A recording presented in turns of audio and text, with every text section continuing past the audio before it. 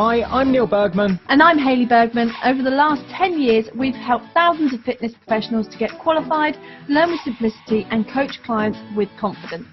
We're the first to say that learning and being a Fit Pro doesn't have to be hard work, and that with the right structure, support and resources, you can become a confident and knowledgeable fitness professional that is dedicated to more. So how do you learn, qualify and kickstart as a Fit Pro? This is the FITPRO Session Podcast with Parallel Coaching. Today we're going to explore Bandura's Self-Efficacy Theory, which is part of our Behaviour Change Season 8. Yeah, and this is episode number 3. There we go. So we've dived into behaviour change in depth over the last couple of episodes, and no exception today. We kind of dive in even deeper. Big time deeper, I'm going to say. Yeah, so the first episode we looked at, so episode 1 was all about kind of what behaviour change even was. What's a behaviour, what's a habit? It gave real big context, didn't it, to I suppose, as Fit Pros, for us to value behaviour change and recognise that there's kind of this three-pronged approach. And that most Fit Pros, and I was guilty of this at some point as well, just focusing on, say, just the physical activity and the exercise. Yes. And then the second prong would be the nutritional aspect, okay, in order to get whatever goal you're going after with a client. Yeah. But the third prong that adds this kind of tripod to have a nice stable base is behaviour change and making it all stick together. How do you get a client to take action? Yes, and that's the thing that I took from the first episode, was how you let them create their own path. And we talked about the yellow brick road and how the client is there laying down the cobbles on their own path, and all you need to do is the lighthouse coach. Remember that phrase where we kind of said, this is what you've got ahead of you. You get to choose your path. Perfect. To the destination that you want. Lay down your cobbles. Where do you want to put them? And then they literally lay down each cobble on their yellow brick road to get to the destination. What I really liked about that is this notion of, like, we know how to take a client from A to B, and there's multiple routes to get there. Yeah. And in fact, the less prescriptive it is from us and the more guided it is from them, knowing that we're only going to give them yellow bricks that only lead to their goal. Yeah. It almost completely eradicates this overwhelm that so many Fit Pros have around, well, what exercise should I give them? How many reps should I give them? What do I do here? How much rest? What do I say? How do I plan?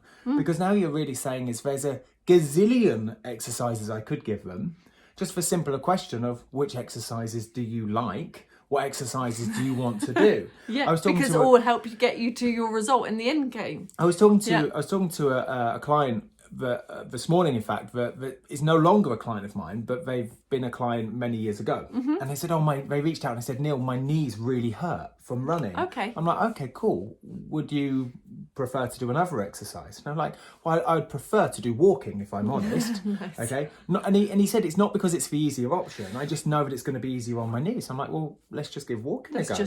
Let's just walk. And he was like, I suppose was after permission for more than anything. Yeah. But already his message and said, I've been out for my normal phys, it was 30 minutes. And the notion was, how do I just elevate my heart rate for 30 minutes? Yeah. He had chosen to run for 30 minutes and his knees were hurting. But actually he could have just walked.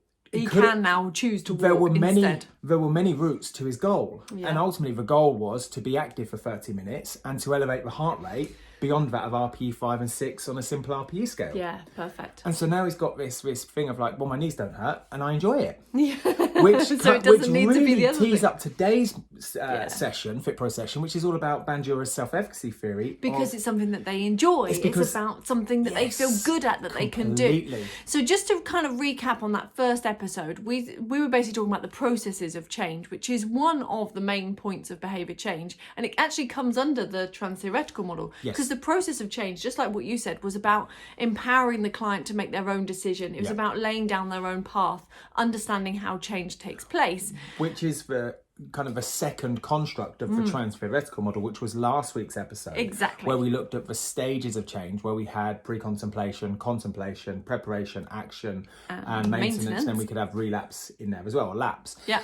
And we talked about those stages of change, and what Hayley just mentioned was kind of a process of change that a client goes through. We also mentioned last week, which was another construct of the transtheoretical model, is the decisional balance, and weighing up these pros and cons and saying, what are all the pros of taking action versus what are all the cons of not taking action, and This playing like those teeter-totter seesaw. and playing those off against each other in order to elegantly move through. Well, it's that leverage point we mentioned, didn't we? So like the more leverage there is to allow the change to take place. And that was the decisional balance, which again is part of the transtheoretical model construct, right? Now, something we also mentioned last week was this idea of self-efficacy, which is what we're going to explore today. Yeah, I think we led into this a little bit in the last episode where we spoke about the confidence that somebody has and the willingness and things. So it kind of starts to lead into, but now we can go into self-efficacy.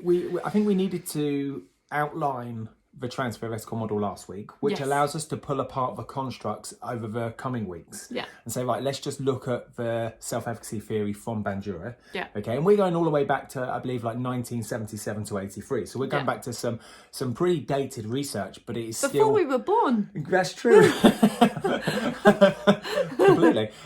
But what I love about that is it's still so pertinent and relevant to today's psychological approach and behaviour change. Yeah, because actually us as beings, we've not changed in that time. Our psychology still works in the same way, even if our environment has changed massively since then, or not changed much at all, however you look at it. Either way, the same principles go forward. So Bandura was the researcher behind self-efficacy.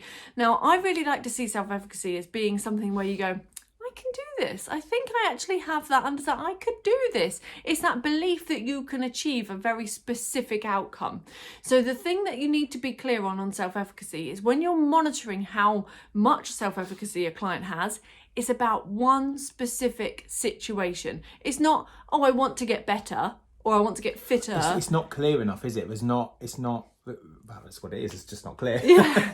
There you go. There you go. So it's got to be a specific outcome. Like, I'm going to give up cigarettes totally. That's a specific outcome. Well, if we take the initial study of Procrastia and Declementi around the transtheoretical model, it was around smoking cessation. Yeah, exactly. And quite a lot of the research came back that somebody that goes through those stages of change and processes of change and decisional balance and then self-efficacy would actually go through this cycle several times before they had complete smoking cessation. Which is that relapse part of it, right? Which is that relapse. Which leads us on nicely, which we'll talk about later, is actually we can expect a client to relapse. Yeah. And that's what we talked about last week as well in the transtheoretical model, about these high risk situations, these tempting situations.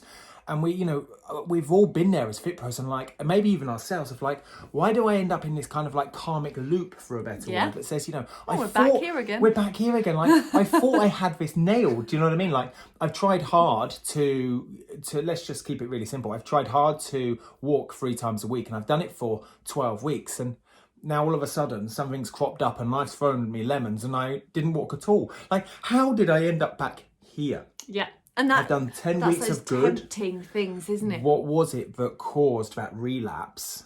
And that's what we talked about in this first episode as well, of you can't necessarily get rid of bad habits. They're always there, lingering in the background. Yeah. And given the opportunity, they will rear their ugly head. Yeah, and that's the thing about self-efficacy, is that the highest somebody's self-efficacy, the less likely they are to relapse, because they believe that they will be able to do it. Yes. If somebody doesn't believe that they will be able to do it and they have a low self-efficacy, they can't achieve this specific thing or this specific process that will lead to the goal, then they'll turn around and say, well, actually, I don't think I can do it, or deep down they don't believe they can, which means that their actions start to fall into place whereby they relapse back out of it. So I think that's the key. Like, this is probably why it deserves its own episode talking about self-efficacy, because it's so important to make sure that the change happens and stays. I also want to kind of throw into the mix early on as well is, are we as FITPROs, or it doesn't matter what business you're in, maybe you're listening and you're not a FITPRO, but you do have a service product, okay? Are you putting in or placing in, deliberately planning in self-efficacy into your program? Ooh, yeah. I like to call it an intervention, okay? I suppose that makes it a bit more formal. Yeah, but at the end of the day, you're taking somebody from A to B. You're taking somebody from this point of low confidence, I don't know, overweight, can't do a pull-up, can't run 5K, They've got underlying goals where we go deeper to this point of like high confidence, can do a pull-up, can run 5K. They've lost some weight and it's had a ripple effect in many areas of their world. And they can keep those changes in place. But we've been an intervention where we've come in, helped them go from A to B, from problem to solution. And by seeing it as an intervention and deliberately planning behaviour change into my A to B program, okay, am I setting my client up for true success? Yes, or am I just taking it from one of the three prongs? Am I just approaching it from a planning and physical training exercise, or just from nutrition, or just two of those, and actually forgetting that the glue that sticks it all together is in fact your communication and your ability to take somebody through a process of change. Well, if you think about when they first come to you, I like to see it as this sliding scale where they start at point A and they become point B by the end of it. Yeah. So it's that transformation of like who they are at point A is different to who they're going to become at point B. So when they're on that journey and they're moving through it, like you just said, it's that intervention. It's your role to help them have the mechanisms in place to achieve that new transformation. And some of those mechanisms we're going to talk about now in terms of the types of things that influence someone's self-efficacy. And you can program for that. Yes. You can make sure you're doing it. Well, I think this is where training providers slip up. Ooh, I'm going to be honest, like straight away. I think this is where training providers for you guys slip up, is because you're not exposed to that education of saying, well, you know, this is my question to the awarding body, why is so much emphasis placed on an 8-week or 12-week program, okay, of logical progression of specific adaptation to an imposed demand or related to anatomy and physiology, you know, when actually if the glue that sticks it all together, where's the logical progression of the behaviour change, of being able to have an armory of questions, a toolbox full of tools, okay, but say, right, my client is currently in this stage of change. What are the processes I need to do? What are the tools, the strategies that allow me to move them through? That's what I really love about the Level 4 Advanced PT. I thought you were going to say. What did you think I thought you were going to say that the reason why training providers slip up so often is that so many people come to them not feeling confident in their ability to learn, and they get to that point and they go, I don't think I can learn, I don't think I can do an exam, so their self-efficacy is really low, and then they don't have any little tasks or little things that build their self-efficacy along the way. This is the conversation so they never feel confident they can learn. This is the previous conversation, Haley, we just had, of where we said, are we building in as FITPROs self-efficacy into our programs? If you do take all of the, say, just revision boot camps on their own, you know, we get a learner come in that is low in confidence, low in self-efficacy, okay, but is in a point of preparation or action, early action, okay. Now all they need is the right messages, the right communication, the right education to elegantly move them and build their self-efficacy. And as soon as you build self-efficacy, even just a little bit, it allows people to go, I can do this, you know. And then things start feeling easier because they're like, I've done it, or like, I feel good, or this is a good experience. And we'll talk about the 4 different things that go into that. Now, I've lost count of the amount of learners that have messaged us over the years that have just used our YouTube and all of our free content. Yeah, absolutely. So it goes to show. Like this. Like this. Well, and also you get, hopefully, fingers crossed, you do actually get a manual as well from your course provider. So it's not that you don't have all the information. It's not that you don't have all the knowledge. It's you don't have the constructs to get you from A to B, which is the long-lasting glue and behaviour change and the self-efficacy. And believe you can do it. Well, let's go into them. So there's 4 components. We made a nice little list of notes just here. Okay, so there's 4 components that build up self-efficacy. And the first one would be own experiences. Let's list these 4 and then we go back through them. The second one is observed experiences. Then you've got verbal persuasion as number 3, and number 4 is emotional responses. So each of these 4 different constructs basically allow somebody to improve their self-efficacy. Now, you could use one of these on their own. You could use 2 of them, 3 of them, 4 of them, any number of combination of all of those to help build somebody's self-efficacy as a coach, or to build your own self-efficacy to do something. So that you can use any of these 4. So own experiences would be trying a new activity or doing something, and at the end of that or during it going, you know, we've said before, we learn what we hear ourselves say. So verbally saying, that wasn't too bad, was it? I quite enjoyed that. So they gave it a go first, and then by doing that experience, turn around and going, oh, that wasn't so bad as I thought. I could actually do this. And you end up with this positive affirmation. Now, the flip side to that, because we know everything on this planet works in pairs, there's the agonist and antagonist, everything has got their yin and yang, or bicep and tricep as we like to call it. And so if you think that the own experience, the positive own experience would be, I went out for a walk, or I engaged in a boot camp, or I went to the gym, and at the end of it or during it I was like, yeah, that wasn't too bad, I kind of enjoyed that. Enjoyed it. But what if the opposite of that was, it didn't go well. I didn't enjoy that. That's everything I thought it was going to be. Well, then it reduces your self-efficacy of that. So your own experiences are on this sliding scale, like a roller coaster of up and down. Well, like this reminds me, the negative side of it reminds me of my motorbike test. Now, I've said this a few times. Yep. I failed quite a few times on my motorbike test. Quite a few. The number is still to be debated. 7. But essentially, every time I'd done it, I basically had that same thing we were saying of this negative experience whereby I felt really bad about it, but I was like, I didn't enjoy that and I failed at it. Like I was really bad, like I drove into the cone, I put my foot down, whatever it might be. It turns out I passed. I'm actually okay on a motorbike now, but we're all right with that.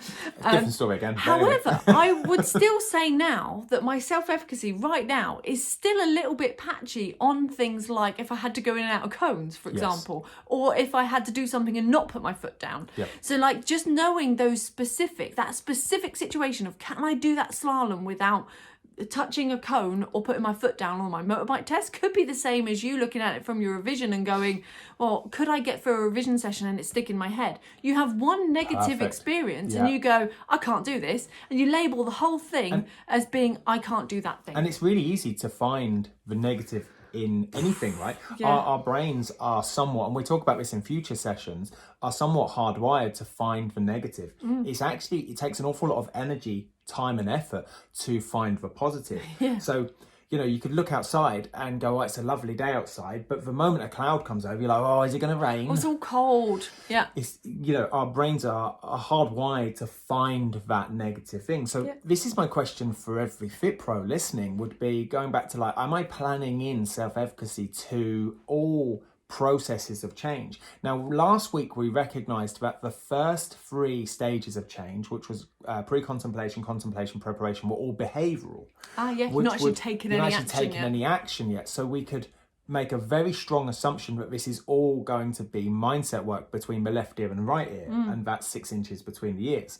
And so that's going to be offline talking. That could be through leaflets, through posters, through communication. But then you've got online, which is predominantly where you're going to be, for a better word, building up know, like, and trust with potential social prospects. Medias, email. And so the question is, how do we help a client break down a construct of their own experiences so that they don't think about potential old experiences that didn't go their way or weren't positive? Yes. Okay. Yes, so so how do I break on down those old negative experiences and build on own positive experiences? And not just from a marketing point of view, but also in their sessions. Perfect. Yes. And I think quite often for a first session, I've had this conversation with a lot of new FITPROs before, whereby they go, I've got my first session with a client. This is what I plan on doing. And it's basically like a beasting. Like there's so much, not a beasting as a no, I was gonna have a joke, and I was like, maybe we're gonna give him a beasting. Beautiful. Like a really harsh session. Or there's lots in the session. Yeah, or way too much overload, and stimulus for the brain, and actually not designed to be something that is achievable. Whereas if it's something that's like, oh, that was quite achievable, it almost is easier than they expect it to be, that builds so much more powerful for that in its session, even if it's not necessarily massively challenging for them and the physiological adaptation might not be loads, but that first session, the power in that, because they go, that's good. Well, self-efficacy goes up, they come again and again and again and again, and then that's the thing that gets the adaptation. In the grand scheme of things, for first session, they're going to burn what? Let's just call it 300, 400, 500 calories in the grand scheme of things. Yeah. That's going to have any impact towards their long-term goal. It's only the first session. Yeah. So let's say they've been to a boot camp before, and let's just say they did have a beasting. Let's just say they did a really tough circuit session, and let's just say, I don't know, there was 30 exercises in each round, and they did 2 rounds. Yeah. Okay. In their head, they could be like, it was hard. I almost felt sick. It was too hot. I couldn't breathe easy. There was far too much going on. I couldn't remember any of the exercises. And maybe they're part of your marketing could be actually your first few sessions are going to be incredibly simple. So let's just say that the first session in the client's mind is going to be half as hard. Does that make sense? Yeah. So let's just say in their head, they're going to go, right, it's going to be 15 exercises. It'd be amazing if it's 15 exercises. Now, let's just say in your plan, you only gave them 8 exercises. They turn up and go, wow, that was a ton easier than I thought. And I'm still really worn through. And actually, I feel really good. I tip my hat. I enjoyed that. I don't know what you did, but for some reason, I feel great for that. Yeah, nice. Imagine if that was the outcome of the first session, of their own experience. And this is the thing, you see so many fit pros go, I'm going to give you a free first taster session. Yeah. Now, here's the thing with taster sessions, why they're great. They could work really well. They could work incredibly well. Yeah. But let's say you filter a taster session in where people are already in the mix. Let's say you've had clients in a boot camp, in a circuit, indoors or outdoors, for let's say even just 4 weeks, and all of a sudden you just drop 1 or 2 new people into a taster session. Yeah.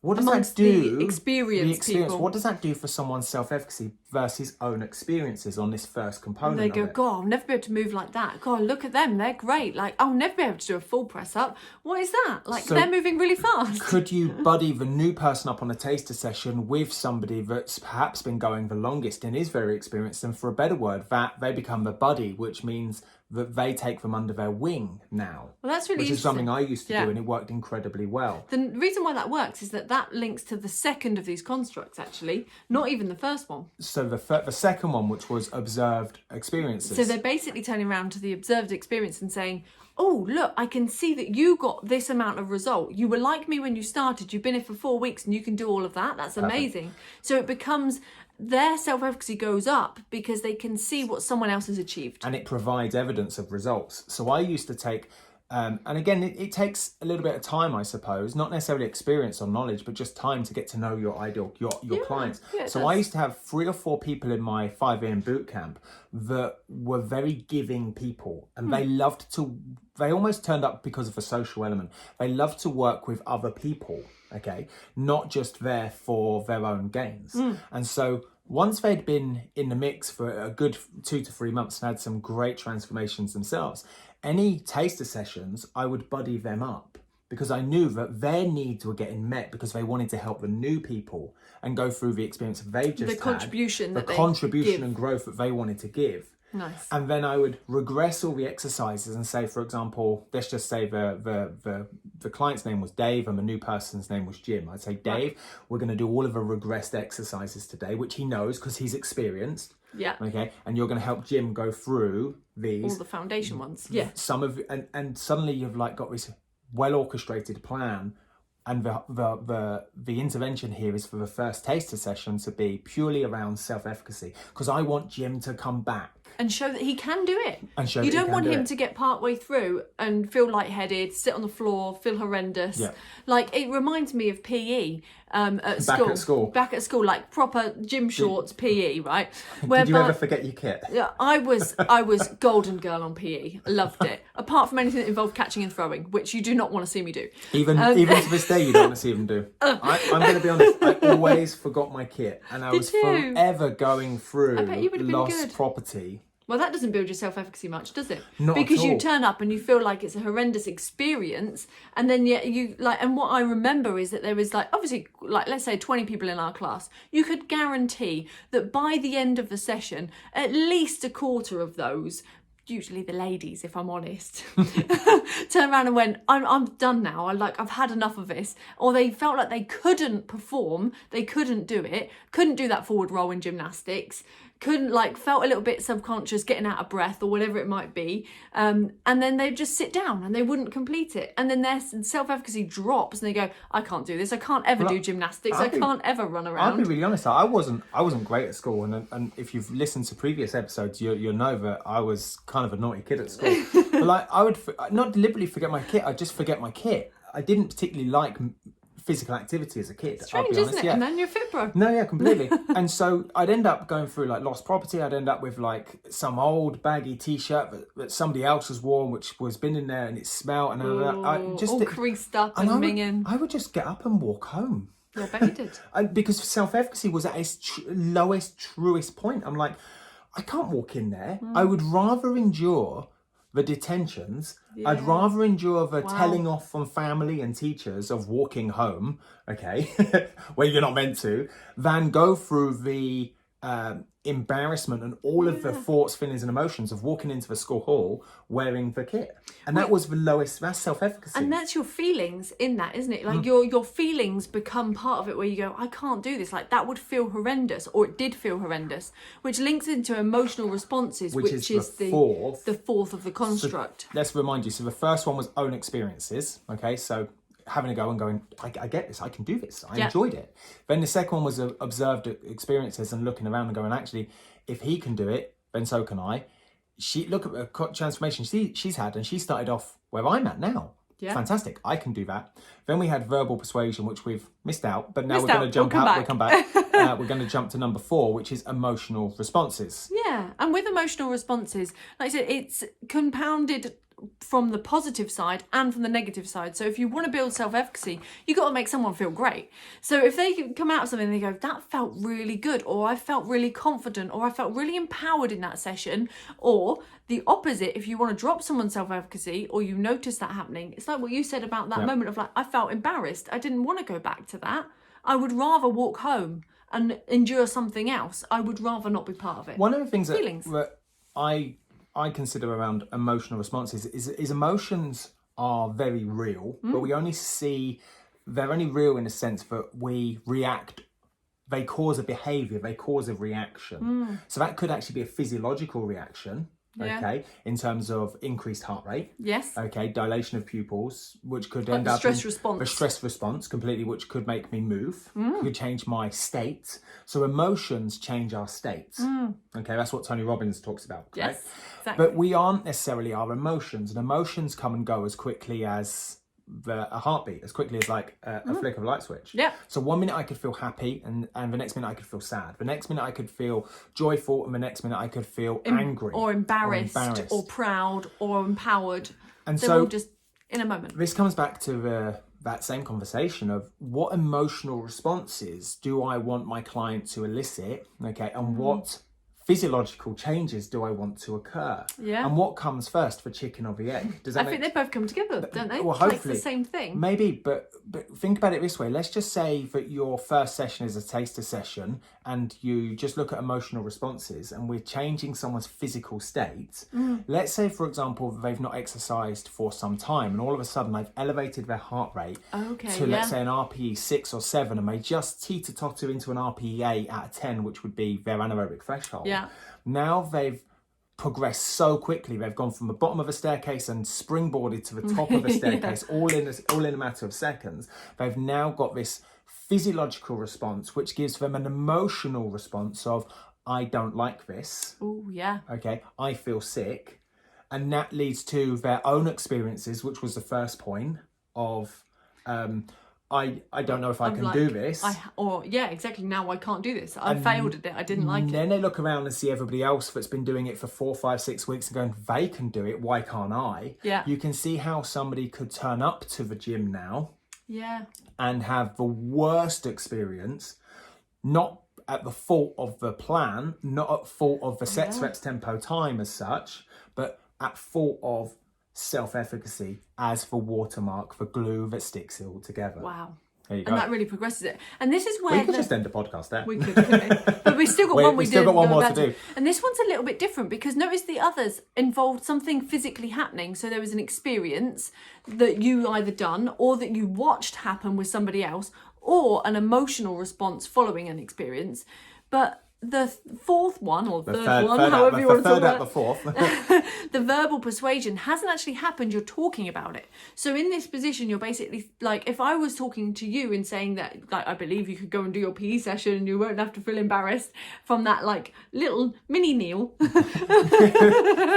Mini naughty Neil. We could talk about it, and it would be for only when you could turn around and say, oh, she seems to believe that I would be good at being able to go back into that. I would be good at exercise no matter what I was wearing. And that I'd be accepted no matter what I was wearing. So as you know, like, I used to have like a boot camp with literally hundreds of guys come through. It was 5 o'clock in the morning. It was called the 5 a.m. club. Now, every morning we would have easily double figures in terms of the amount of guys that come through. But my job, my role was to get them from A to B. And the exercise sessions were just a very small aspect of getting them from A to B. And so I built up a very good relationship and rapport with every one of them. Nice. So it was autonomic for me to look at somebody and go, I'm standing in front of Jim, I'm standing in front of Dave, I'm standing in front of Neil, I'm standing in front of Eddie, I'm standing in front of John, I'm standing in front of Mr. White, whatever it might be. And I can see it in my mind's eye who I was in front of. And I made a point every single session, every single morning, no matter how I felt, okay, to have the third element, which was verbal persuasion. Because I believed in every single one of the boot campers, every single one of the 5 a.m.ers. I believe that you could give them those affirmations of how well they're doing. Do more than what they thought was possible. Nice. And so it could be your tone of voice. And let's have this into future sessions where we talk about, and we've done a blog about this, about warrior voice, sage, we'll do that in the future and lover ones. voice. Yeah. And so it could be your tone of voice, your word choice, but ultimately it comes down to your communication, okay, and having very clear cues, affirmations, but coaching cues with the client, okay? And that comes down to your teaching position. Do you stand in front of them, to the side of them? Do you stand behind them? Do you let other people hear? Is it something that's very personal between 2 people? Okay, to build up someone's self-efficacy. Because if I can believe beyond that of what they believe, then they're going to go, Neil thinks I can do it. Then maybe I can do it. And again, we learn what we hear ourselves say, but we also learn what we hear other people say. Yeah. And so all the time, the glue that sticks it all together is the behaviour change. I'll come back to it. I love it. It's the lasting change, because you need to be able to provide evidence from you, which would be the external locus of control. Yes. Okay. And for them, the internal locus of control, to say, right, this is my own experience, okay, is my confidence, because that's what self-efficacy effectively is confidence going up or down. Belief you can do it. Belief that you can do it. Is that going up, yes or no? Can I look around at other people's experience or observed experiences and go, could I be like them? They can do it. Can I boost my self-efficacy, my confidence, my belief? Yeah. My coach seems to believe I can do it. So based on the other 2 as well, I feel pretty empowered right now. I think I got this.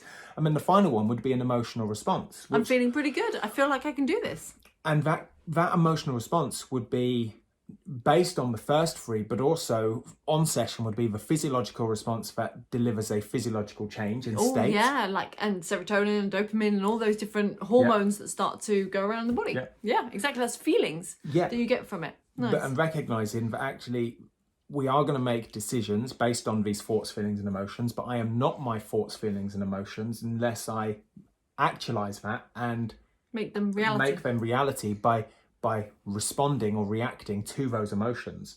For example, if I have a bad thought or a negative thought leads to an emotion of anger, then the behavior is a state of anger where I might break something. Yeah. Now it's real. But not before that. It's our job as a FITPRO to encourage someone's self-efficacy, encourage someone's confidence, encourage someone's belief, to increase in everything we do. And I want you to consider that is compounded by your plan and how you actually get your client to move, has a physiological response.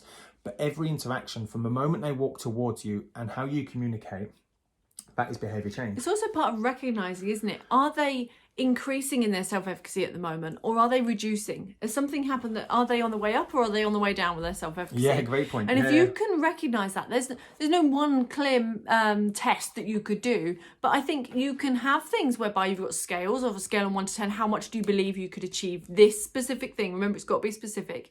Or it could just be something they say that you're listening to and you're like, oh, they don't believe it.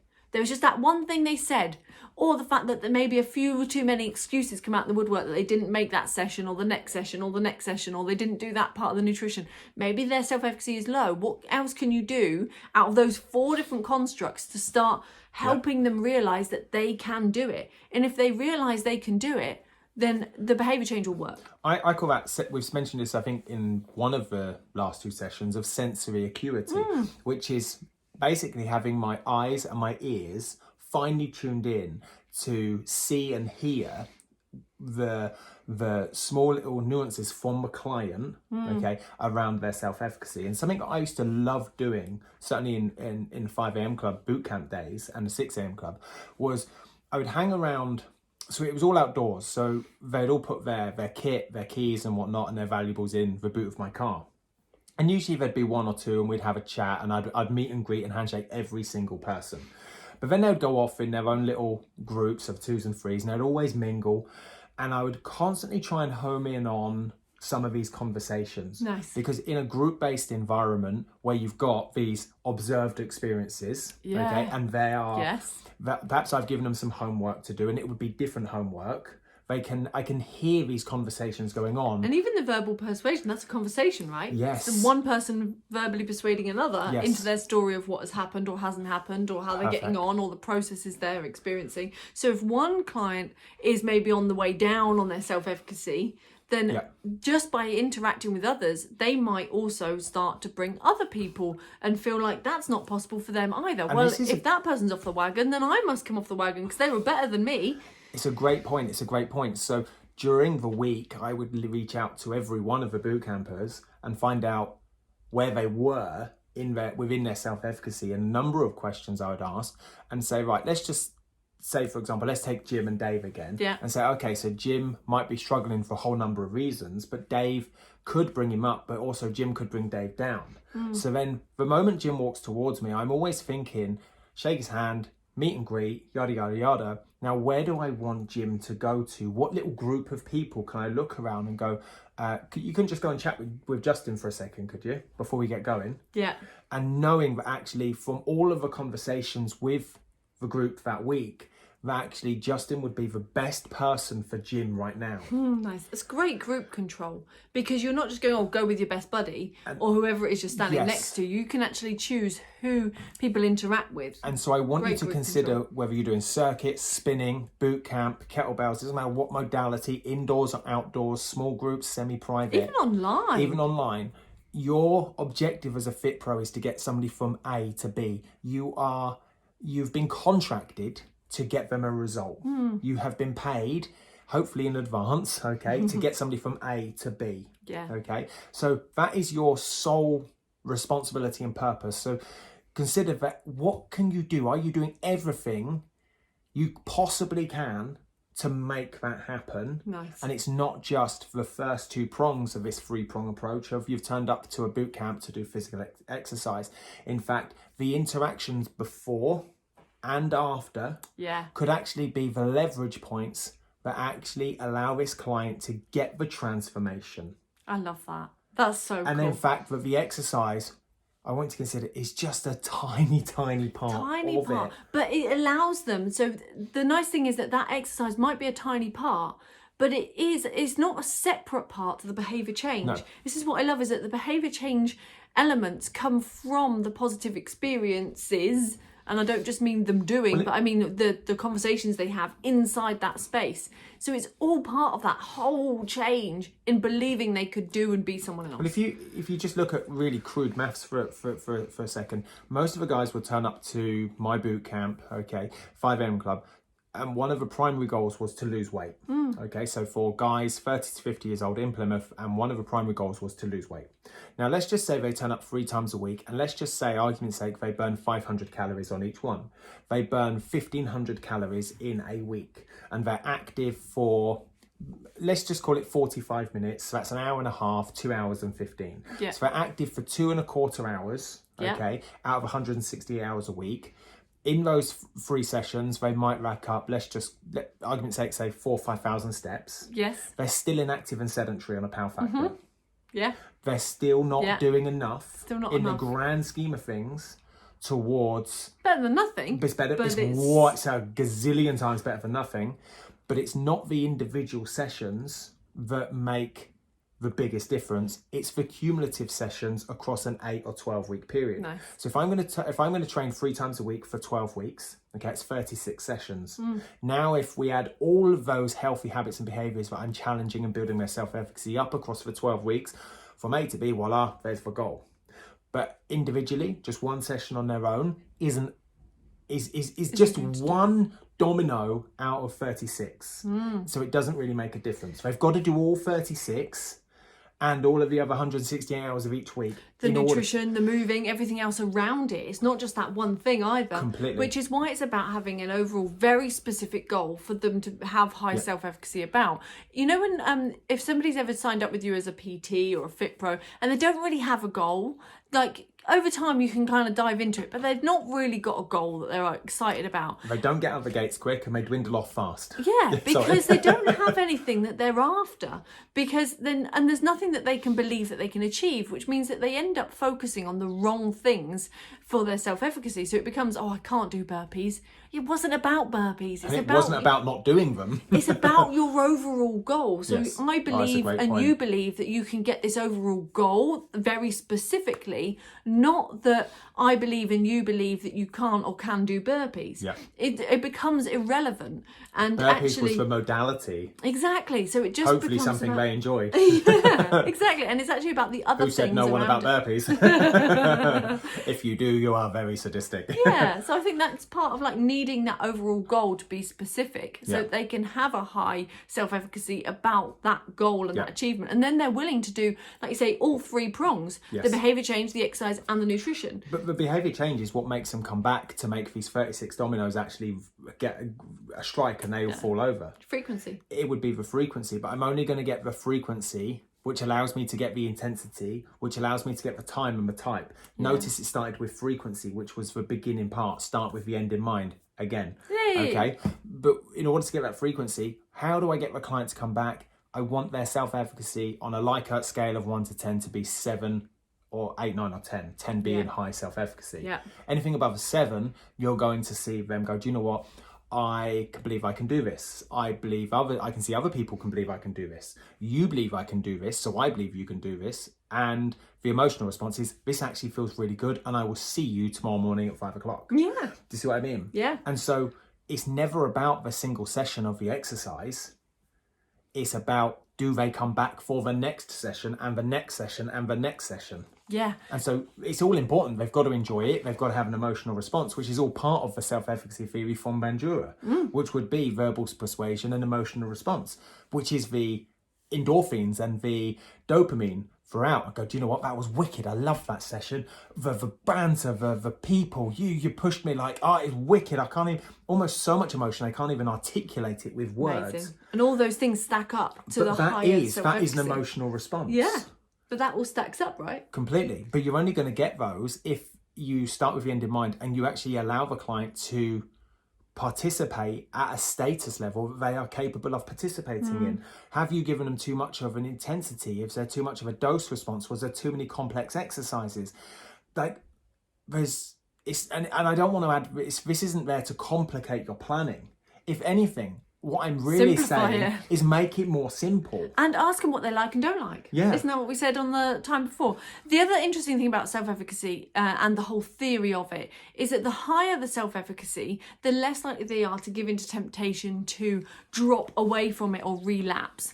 And we mentioned a lot about temptation already, but there are a couple of key points, like 3 specific areas that make somebody most likely to give into temptation and relapse. I like where you're going with this. So what you're saying, Ren, is if somebody has low self-efficacy, they don't believe they can do it, they have low self-confidence, they can't see themselves participating in something, they can't imagine what it would be like to do it, they see other people around them that they don't believe they could either be like, or perhaps they're relapsing.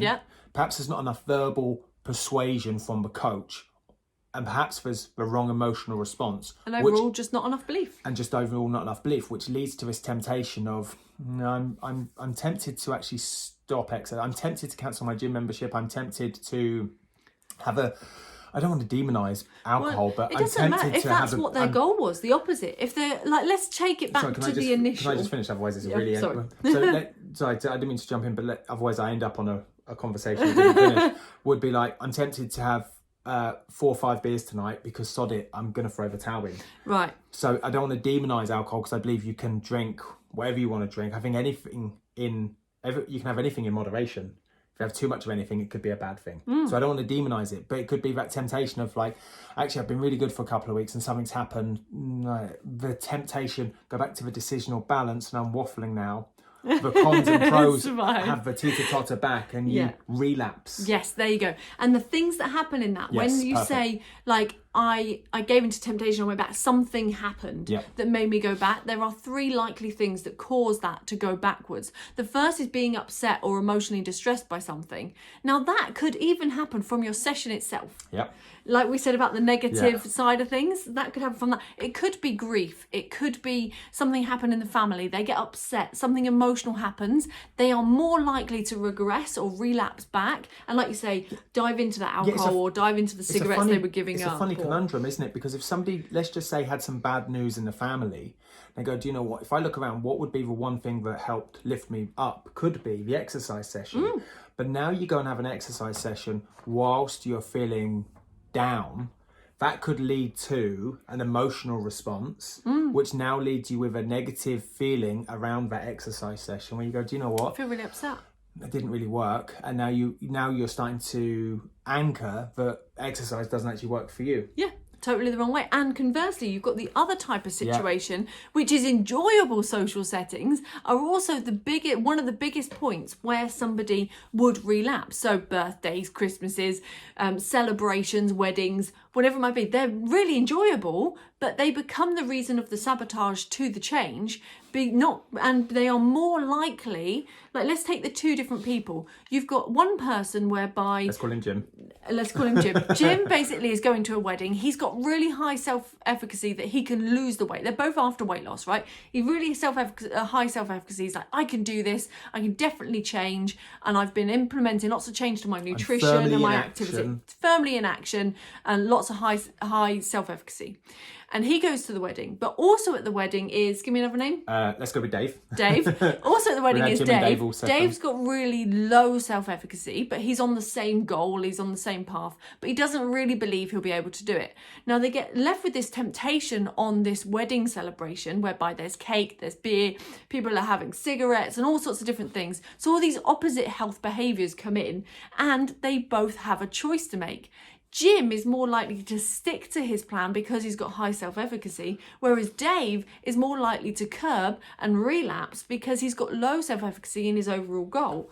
Now, even though it's a nice, positive, emotional situation. Completely, and we could build on that and actually go, during the actual wedding and the wedding dinner and whatnot, Jim could still turn around and go, well, based on my calories today, I'm going to have this, and have real logical and emotional, like, I really want a bit of that. Cake, whatever, I'm gonna have that alcohol and that fits, and I finished the day slightly up, but tomorrow I had a deficit yesterday, a deficit the day before, and I have a deficit tomorrow. And so we recognise that he can overall he can still get what he wants. There's an average deficit, but on this one day he might have overconsumed. Now it's the knock-on effect for Dave when he wakes up the next day, not just in a hangover, but it's those thoughts, feelings and emotions of, I knew I couldn't do it. I knew I didn't have the confidence to do it. And now the confidence and self-efficacy drops even more, which leads to further relapse where he goes, actually, I'm just going to continue with some of these old unhealthy habits and behaviours that I once had and actually I still do have. And that's what Procrastina and De Clementi found from a transtheoretical model around smoking cessation, that somebody could go through pre-contemplation, contemplation, preparation, action, relapse, back to preparation, back to action, relapse, back, and they went through it several times before they got to maintenance. The average person got to full smoking cessation. Completely. Yeah, exactly. And then abstinence, sorry. Yeah, exactly. Well, cessation is stopping. Yeah, perfect. So the total abstinence from it, and they can continue. And you can say, well, why do some people start and stop? Now you know why. Self-efficacy becomes the backbone to it. Is a linchpin behind it. So I think there's probably my takeaway from today is to be able to go and do. We had another one. Yeah. So we said about being upset and emotionally You were ready distressed. to sign, seal, I and was deliver. ready, like, send There's this one three. home. So the first one was being upset and emotionally distressed around high temptations. The second one was enjoyable social settings. And then the final one is physiological craving. So you even mentioned hangovers a minute ago. If you're in a hangover, at that moment, you crave like different types of foods and drinks and a different need physiologically in your body. And to me, like, I don't drink enough. I don't drink. But if I relate this to ultra running, I know that after a ultra run, the amount of times I've gone, I really want some salty chips. Like, I know exactly what I want. Have these physiological cravings. So the physiological craving can be enough also to cause a relapse against a process that somebody's after. There we go. And so when it comes down to these, the three things that Bandura found, which was, we'll read them out again just so we can recap on our notes. You've got the being one, upset or emotionally distressed. Number 2 is enjoyable social situations. And number 3, physiological cravings. Now, with that, we can predict these high temptation settings, can't we? We can be stereotypical and say, right, it's going to be birthdays, Christmas, anniversaries, Easter, Halloween, Guy Fawkes Night, whatever, and some holidays. Yeah. Our 2 weeks in... Anniversaries, everything else, yeah. 2 weeks in, I don't know, for Algarve or Magaluf, wherever you're going. Right. Benidorm. Wherever you're going, do you know what I mean? Yeah. We know we can predict those. And so it's our job as a FITPRO to have strategies that allow the client to indulge and immerse themselves in the experience they want to and get the most out of life. On the same note, know that self-efficacy shouldn't be battered or beaten up in the process of that. That means they relapse. Yeah. What can I do as a FITPRO, as part of my plan, as part of my intervention, to say, well, it's you can eat cake. You don't have to have a cheat day. You can eat pretty much whatever you want. You can go on holiday. Well, it makes it feel more achievable, You can have right? an all-you-can-eat breakfast. Yeah. And educating them in an entertaining way that allows the client to go, do you know what? You're the first person to show me that this is possible, and I believe you can do it. And I believe I can do this. And there's a verbal persuasion. Now that leads me with this emotion of like, actually, I feel really good. I believe I can do it as well. Then you have a go at it and go, well, actually, I did it. Imagine take, it's just like cropped into my head, like take a marathon. Okay, you do a marathon. The first time you do a marathon shouldn't be the first time you've done a marathon. No. or been in a start running pen and the gun go off. No. And so you have these performance goals and these performance tests beforehand to say, right, this is what happened on like test a smaller day. event. Or an event whereby you've done a marathon on your own. You're testing to say, so come race day, you're in the best possible place going. And you can do it. It's not just I believe a little bit, I might be able to complete it. Here's the thing, is this all or nothing attitude, I think, for a lot of things in life, where we go, okay, so I won't be in boot camp in a couple of weeks' time because I'm going away for the weekend, okay? And you go, okay, cool. So that could be what do I need as an intervention or a coping strategy to do that? But could I help my client have some mini coping strategies before that to build up their self-efficacy? Ooh, yeah. So what I mean is, like, they're going to go away for a full 4-day weekend with family and they know they're going to overindulge. I'm cool with that. Yeah.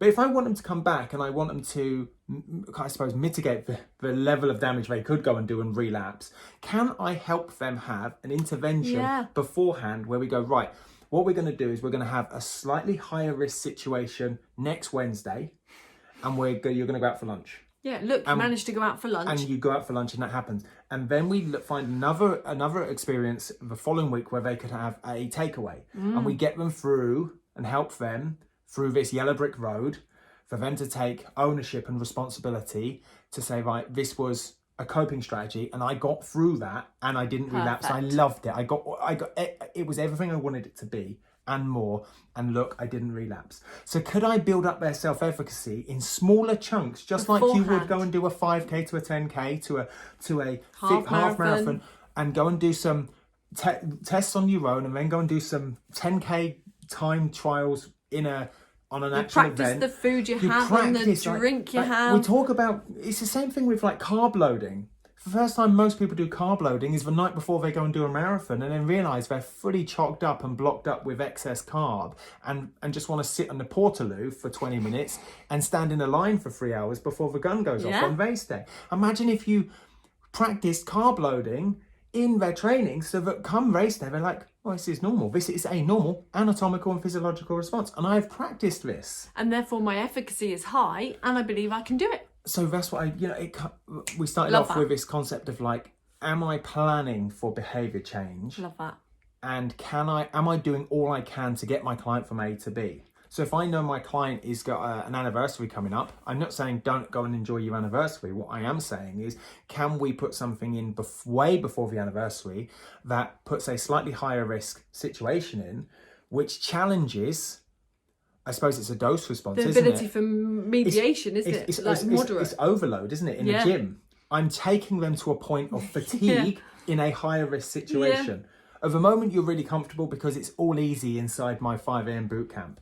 Because you just have to turn up 3 times a week, Monday to Friday, bam, it's easy. Yeah. But what happens when it's not easy? That's my question. Nice. When you have this tempting situation, that's when the coach is needed the most. Yet that's when the client gives away the coach at their highest. If you think the amount of times they go, I'm not going to need to come to boot camp because I'm going away for 2 weeks. But that's when you need me most as a coach, so that I can help you through that whole situation. Well, take coronavirus. I don't need you as my PT anymore because gyms are closed. Well, you didn't have a problem of not enough gym in your life beforehand. That wasn't your problem. Your problem was the A to B goal. You need me more than ever, I want you to consider right now, because you don't have the gym. Yes. And you need the help that I'm going to give you to help you build your self-efficacy. Do you know what I mean? It's like a few of my clients like turn around and go like, it's going to be really tough to do training over the next few weeks because I'm homeschooling. And you need me more than ever now. Yeah. Remember, it wasn't about the individual sessions of burning 300, 400, 500 calories. Yeah. It was whether or not they continued so they could have the opportunity to push over the further dominoes. And then complete that final goal, that specific goal that they know they want and can achieve. There we go. Wow. So that's us. I really want to know what your big takeaways takeaways from today. I've enjoyed this one. So send us a message or drop it in the Inner Circle What's Facebook your big group. takeaway? Which bit? I think for me it was seeing how you seeing the patterns of behaviour in how people move, and like well, you said your story at story at school whereby you suddenly were like, I don't want to feel that way, and then how that drops into a negative loop. Self-efficacy. For me, like that's the thing I would take from this is the negative self-efficacy loop. For me, I think the big takeaway is the importance of valuing behaviour change, and that self-efficacy is always going to be there. You can't take it away. You can take it away, I suppose. You can add to it as well. What I mean is it falls into all the different. You can't take it away physically and say, well, I don't need to ever consider self-efficacy. Yeah. And therefore, everything you do, every interaction you have with a prospect and client in the delivery is based on no like and trust, is based on building up someone's self-efficacy. It's not an independent thing on its own. It's embedded into everything. You can't remove it or just do it. Yes, completely. It's everything. You can build it and you can destroy it, but it's always going to be there on some level. Yeah. So my question is what are you doing as a FITPRO to improve your client's self-efficacy from A to B, and the recognition that actually that probably holds more weighting than the physical exercise itself and the nutrition, and potentially combined. I think this has been the crux if you don't have that, you ain't coming back. You're going to go, well, I don't really want to push over tomorrow's domino. No, you're good. You're good. That's my takeaway. I think that's amazing. So I want to know what your takeaways are, and I want to know what it is that you're going to go and do. So if you're as a FITPRO new to parallel coaching, that is us. On FITPRO Sessions. Then there's a link below to the Inner Circle. Come and join us in the Inner Circle. Say hello. Introduce yourself. And genuinely, maybe you listen to this every week and you're like, I'm not going to post in there, but I would like to. I would love you more than ever to post and build up your self-efficacy and have the confidence and belief that actually whatever it is you do post about this session is just perfect for you, and it's the right time for you to post. I like that. That's really smart. Yes, cool. Absolutely. And also, if you're new to joining us on YouTube, then you can hit subscribe so you get notification about the next one.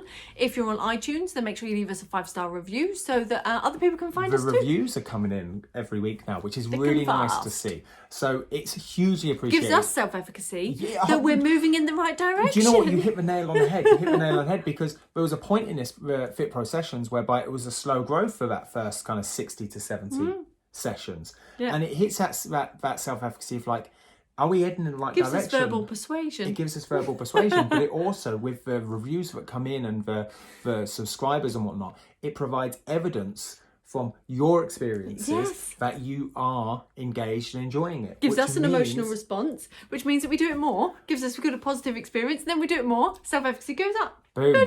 We will see you bright and breezy for episode number 4, season 8, all about behaviour change, this time next week. See you later. See you, bye. Hi, I'm Neil Bergman. And I'm Hayley Bergman. Over the last 10 years, we've helped thousands of fitness professionals to get qualified, learn with simplicity, and coach clients with confidence. We're the first to say that learning and being a FITPRO doesn't have to be hard work, and that with the right structure, support and resources, you can become a confident and knowledgeable fitness professional that is dedicated to more. So how do you learn, qualify and kickstart as a FITPRO? This is the FITPRO Session Podcast with Parallel Coaching.